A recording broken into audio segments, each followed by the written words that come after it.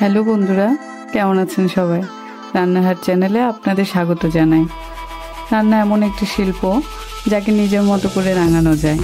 চলুন আজ সামুদ্রিক মাছের রান্না হয়ে যায়।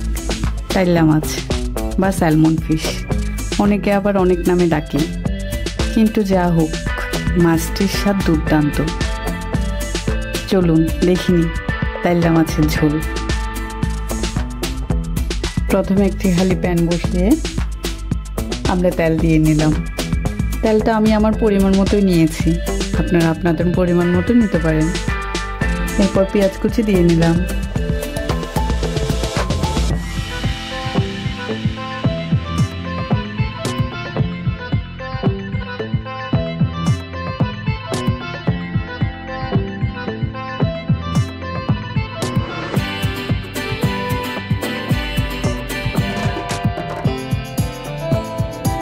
দুই মিনিটের মতো পেঁয়াজ কুচিটা ভেজে নিয়ে একটু লবণ দিয়ে দিলাম।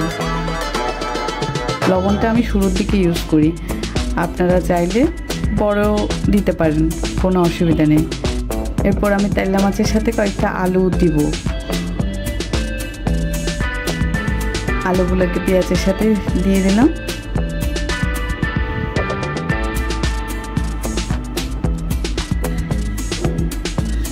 ভালো করে একটু নেড়ে চেড়ে ভেজে নিলাম। আমি এখানে 1 চা চামচ চিনি দিয়ে নিলাম। চিনিটা দিলে স্বাদের ব্যালেন্স হয়।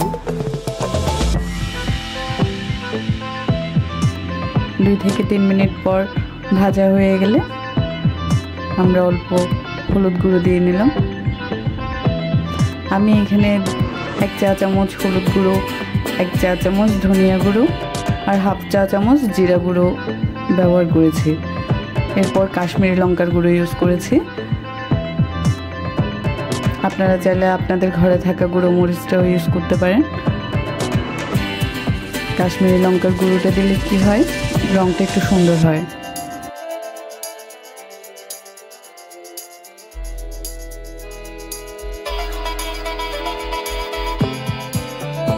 ভালো করে কষিয়ে নিলাম। এরপর কেটে রাখা টমেটো দিয়ে দিলাম।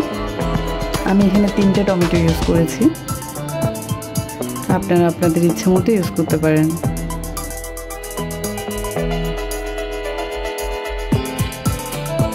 একটু কষানো হয়ে এলে একটু জল দিয়ে ভালো করে নেড়ে চেড়ে নিলাম।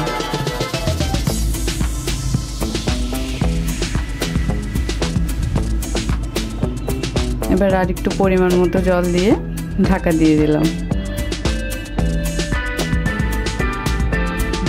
ঝোলটা ভালো করে ফুটে এলে মাছগুলো দিয়ে দিব।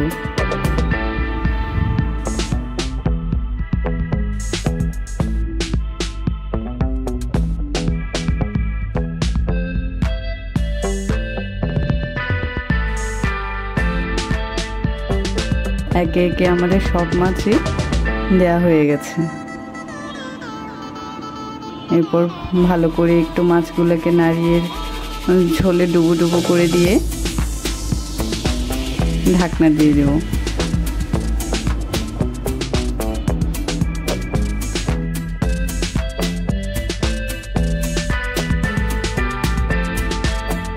এবার 10 মিনিট পর কাঁচামরিচগুলো দিয়ে দিব। এরপর একটু ধনেপাতা ছিটিয়ে দিলাম। এই তো তৈরি হয়ে গেছে আমাদের তাইলা মাছের আলু ঝোল।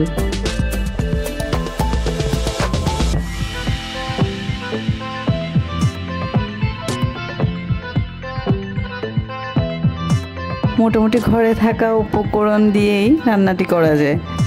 যদি আপনারা রান্না করে থাকেন তাহলে অবশ্যই কমেন্ট করে জানাবেন। ভালো লাগলে একটা লাইক দিবেন, শেয়ার করে অন্যদের দেখার সুযোগ করে দিবেন। যদি চ্যানেলটি সাবস্ক্রাইব না করে থাকেন তাহলে প্লিজ সাবস্ক্রাইব করে দিবেন। আজ এই পর্যন্ত। ভালো থাকুন, সুস্থ থাকুন। দেখা হবে নতুন রেসিপিতে।